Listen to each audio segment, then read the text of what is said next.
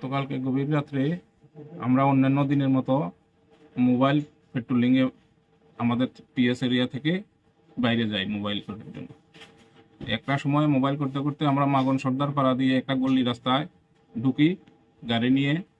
তখন ওই রাস্তা দিয়ে যাওয়ার সময় একটা বাইক রাস্তার সাইডেই জঙ্গলের মধ্যে স্ট্যান্ড করে রাখতে দেখি। তখন আমরা এটার একটু যাচাই করি যে মালিক আছে কি না, কে আছে কি আসে বিষয় খোঁজাখুঁজি করি। তখন খোঁজাখুঁজি করে আমরা ওই এলাকায় কেউকে পাইনি। তখন আমাদের একটু সন্দেহ হয়। এরপরে আমরা ওই এলাকারই গভীর জঙ্গলে আরও তল্লাশি আরম্ভ করি। তল্লাশির সময় আমরা ওই জায়গা থেকে একটু দূরে জঙ্গলের মধ্যে আরও 2টা বাইক পাই।